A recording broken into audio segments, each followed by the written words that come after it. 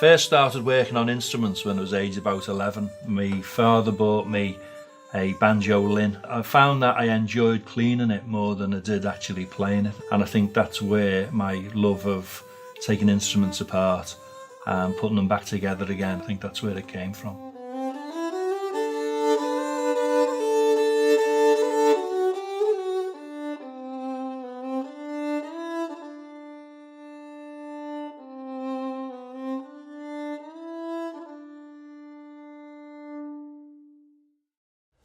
My name's Michael Phoenix and I was born and raised in Kirkdale, which is a dock area of Liverpool, and I am now the resident violin and bow maker and restorer at the Blue Coat.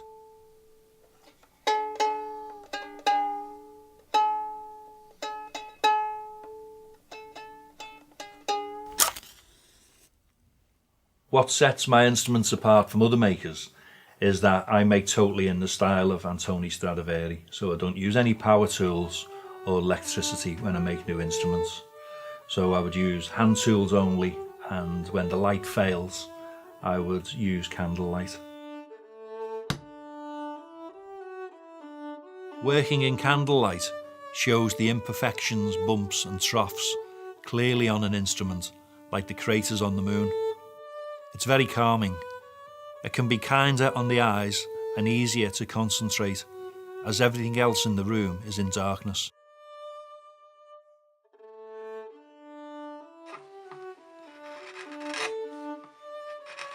Every instrument I make is unique, and quite often the customer might want something different about their instrument. Last year I made an instrument for somebody who went to Oxford University, and it was the first time leaving home.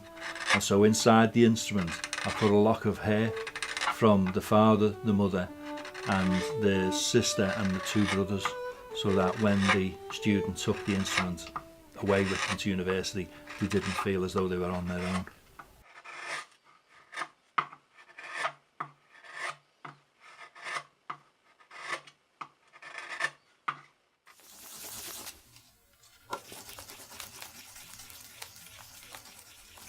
I think anybody who doesn't play musical instruments is really missing out. It's a way of thinking outside the box. It's a way of being able to express your emotions. A little example of that is my daughter.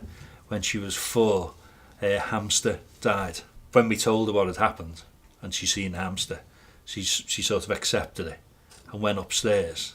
And I said, oh, she's going upstairs to have a cry. And we heard her violin, because she started playing violin at age 3. So at age 4, she was expressing her emotions on a musical instrument. I've got 4 children who play violin, and I've made instruments for 2 of them, and two of the children I'm still making instruments for. When I'm working on them instruments, I can't help but think of my kids as I make the instruments, and in that way they're made purely with love.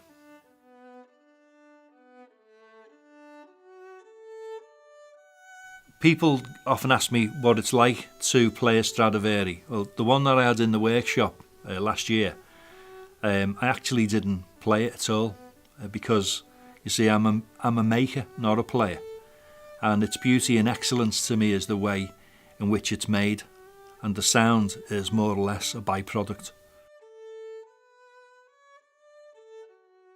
If you were to ask me, does it fascinate me that my instruments may be played in hundreds of years from now, I think I'd say, well, these days we tend to concern ourselves with our own lifespan, and the likes of the Victorians didn't do that so much. They'd plant fantastic gardens knowing that there would be no chance that they'd see the fruit of their labours in their lifetime.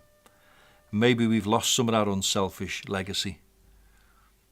All that concerns me is that the instruments are made well enough to last the journey, and that the craftsmanship is good enough to warrant future repairers to give the instrument some respect and repair it correctly, hence extending its life.